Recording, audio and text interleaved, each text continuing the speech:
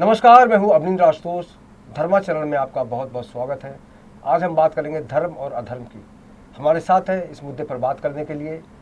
सबसे बड़ी बात है कि अध्यात्म की जो ज़िंदगी होती है या धर्म को लेकर हम आगे बढ़ते हैं तो कहीं ना कहीं से आपको गुरु की प्रेरणा ज़रूर लेनी चाहिए, और गुरु का आशीर्वाद आपके साथ है तो आपका जो भी मार्ग है उसके सारे संकट दूर हो सकते हैं। और इसी कड़ी में हमारे साथ जुड़ रहे हैं एक ऐसे अनुभवी गुरु जिन्होंने बहुत ही शिद्दत से धर्म को समझा है, जाना है, चिंतन मनन किया है। हमारे साथ हैं तपस्वी पुष्कर चित्रवंशी जी, जिन्होंने एक लंबा दौर गुजारा है धर्म के क्षेत्र में। गुरु जी, आपका बहुत बहुत स्वागत है। और आज की तारीख में धर्म को लेकर कुछ लोगों में तो हम देखते हैं कि बहुत ज़्यादा लगन है, और कुछ लोग ऐसे भी हैं जो लगता है कि कलयुग में वाकई इनको धर्म से कोई पल्ले नहीं पड़ता, कोई लेना देना नहीं है। आज की युवा पीढ़ी को आप कैसे देखते हैं? देखिए, आज की पीढ़ी को अपने धर्म की जानकारी होना बहुत ज़रूरी है जी। क्योंकि धर्म के बिना बिन सत्संग विवेक न होई, राम कृपा बिन सुलभ न सोई।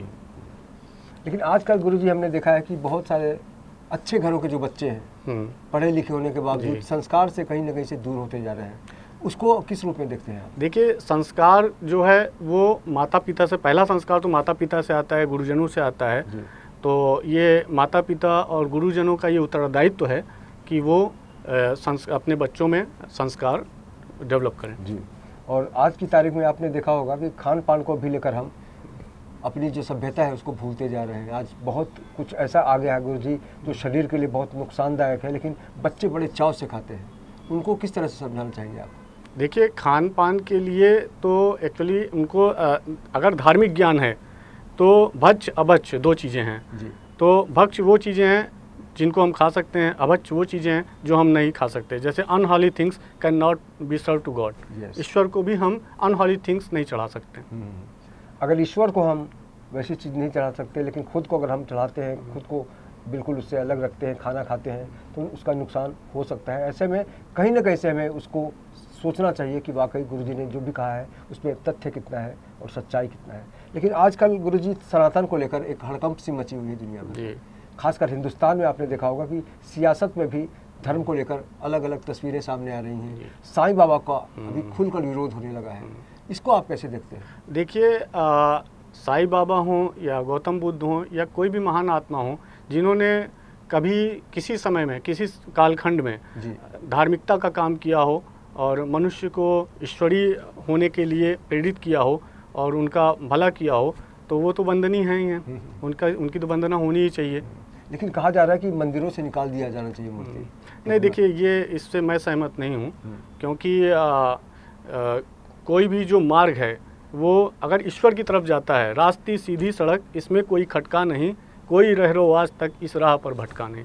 अगर सच्चे मन से आप ईश्वर की तरफ जाना चाहते हो तो रास्ता आप कोई भी रखिए, आप ईश्वर तक पहुंचेंगे, मंजिल तक जाएंगे, आप पहुंच जाएंगे। गुरुजी, लेकिन जो तर्क दिया जा रहा है विरोधियों द्वारा, ये कहा जा रहा है कि तो इनका नाम तो चांद मियाँ है, और चांद मियाँ का स्थान मंदिर में हो ही नहीं सकता। मूर्ति पूजा की कोई जगह नहीं है इस्लाम में। देखिए, कर्म प्रधान विश्व करी रखा, ये भगवान कृष्ण ने भी कहा है जी। तो ये इम्पोर्टेंट नहीं है कि कौन किस जाति का है, किस पथ को मानने वाला है। मजहब कहना ठीक नहीं है, पथ को मानने वाला है। उसका जो इरादा है, उसने जो कार्य जनहित में किए, वो इम्पोर्टेंट है। कर्म प्रधान विश्व करीरा का, कर्म से आदमी महान बनता है, अपनी जाति वात से नहीं। बिल्कुल, इसीलिए कहा गया है, गीता में भी कहा गया कि कर्म किए जा, फल की चिंता मत कर। लेकिन आज कलयुग में इस तरह की तस्वीरें सामने आती रहती हैं। लेकिन धर्म में एक ऐसा बरगद होता है जिसकी छांव में अगर बैठ जाए इंसान तो ज़िंदगी सफल हो जाती है। बहुत सारे लोग भटकते हैं, सब कुछ है लेकिन मानसिक शांति नहीं। गुरुजी, उनको क्या करना चाहिए? देखिए, मानसिक शांति के लिए हमें साधना करनी चाहिए, हमें चिंतन करना चाहिए। कुछ समय अपने एकदम व्यस्त दिनचर्या से निकाल के कुछ समय हमें उस सर्वशक्तिमान ईश्वर के लिए अवश्य निकालना चाहिए, सहेजना चाहिए, जहाँ हम स्वयं से बात कर सकें। क्योंकि हम ईश्वरीय अंश हैं, ईश्वर हमसे दूर नहीं है। जैसे मैं कुछ बोलना चाहूँगा, बोलूँ? बिल्कुल।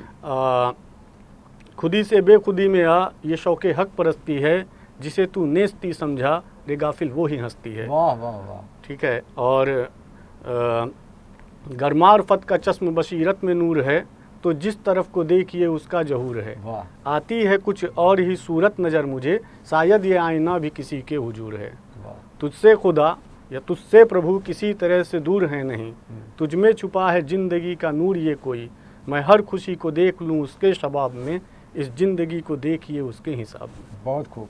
और हिंदू धर्म में तो साफ कहा गया है, बचपन से हमने सुना है, कण कण में भगवान होते हैं, और कण कण में इंसान को भी अगर उस तरह से देखने की कोशिश करें तो बहुत कुछ बदल सकता है। लेकिन ये दुर्भाग्यपूर्ण है कि इस देश में जब भी सियासत की हवा चलती है तो जाति और मज़हब के चक्कर में हम लोग कहीं ना कहीं से बंध जाते हैं, और सबसे बड़ा कारण है कि कहीं ना कहीं से हमारा जो संस्कार है वो भी शायद विचलित हो जाता है। ऐसे लोगों को क्या करना चाहिए गुरुजी जो चाहते हैं कि हम शॉर्टकट में मंजिल पा लें? देखिए, भगवान से भी पूछा गया था, रामचरितमानस में इसका वर्णन है कि परम धर्म जग विदित अहिंसा। सबको पता है, पूरी सृष्टि को पता है कि अहिंसा परमो धर्मा, वो ये अक्षरशः सत्य है। और ईश्वर के रास्ते में अगर आप जाएंगे तो वहाँ हिंसा का कोई स्थान नहीं है। एक हिंसक व्यक्ति कभी भी ईश्वर को नहीं प्राप्त कर सकता है।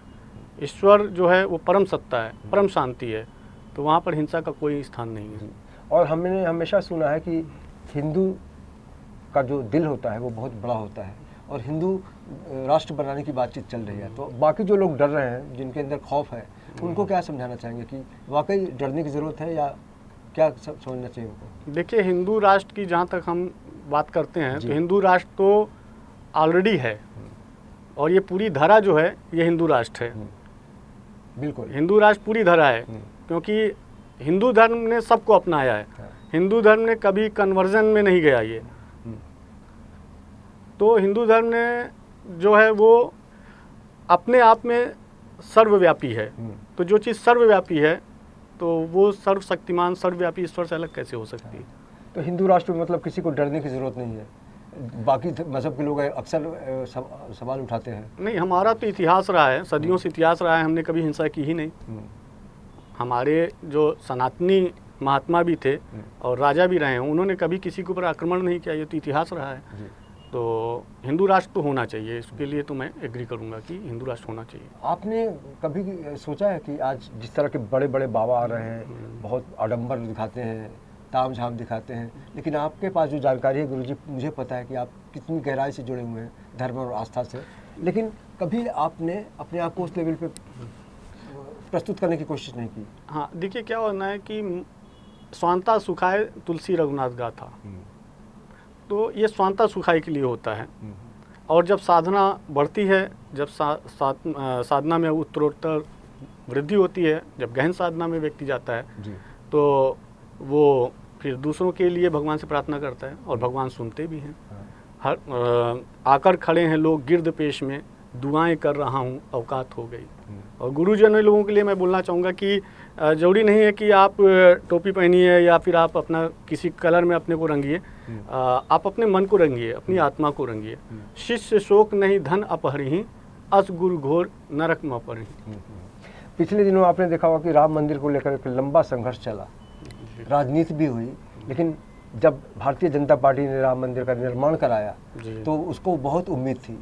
क्या वाकई लगता है कि धर्म के आधार पर हम अपनी संस्कृति को बचा तो सकते हैं लेकिन हम वोट नहीं पा सकते? देखिए, राम मंदिर तो बनना ही चाहिए था, क्योंकि और ईश्वरीय इच्छा भी थी, भगवान की इच्छा से वो बना है। और निमित्त कोई भी हो जाए, जैसे महाभारत में अर्जुन निमित्त थे, यहाँ पे मोदी जी निमित्त हो गए। मतलब मोदी जी को आप मानते हैं बढ़िया से? नहीं, मेरा जहाँ तक मानना है कि मोदी जी जो हैं वो इस देश को भ्रष्टाचार मुक्त करने में लगे हुए हैं, और इस देश में जिस दिन ये देश भ्रष्टाचार मुक्त हुआ उस दिन यहाँ पे सबको न्याय होगा और सबका विकास होगा, ये बात सत्य है। चलते चलते एक आखिरी सवाल आपसे करना चाहूँगा कि पूरी दुनिया को लग रहा है कि भारत जो है आने वाले दिनों में विश्व गुरु हो सकता है, आप भी गुरु हैं, तो आपको क्या लगता है कि भारत वाकई उस ऊंचाई तक पहुँच पाएगा?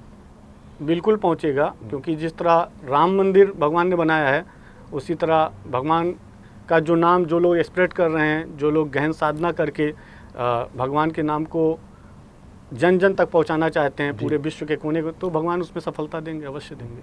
हमसे बात करने के लिए बहुत बहुत शुक्रिया। और कहते हैं कि ज़िंदगी में अगर आपने कुछ ठान लिया तो आप आगे बढ़ते रहिए, क्योंकि कहा गया है कि करत करत अभ्यास की जड़मती होत सुजान, रसरी आवत जात है शिल पर पड़त निशान। तो अगर आप कोशिश करिएगा तो नामुमकिन कुछ नहीं है, और धर्म अधर्म की बातें तो चलती रहेंगी, लेकिन इससे अगर आपने कुछ भी सबक लेने का काम किया तो निश्चित रूप से आपकी ज़िंदगी में एक खुशी की रोशनी आएगी। फिलहाल के लिए इतना ही। बाकी खबरों के लिए आप देखते रहिए DC न्यूज़, और मुझे धर्माचरण टीम के साथ दीजिए इजाज़त। नमस्कार।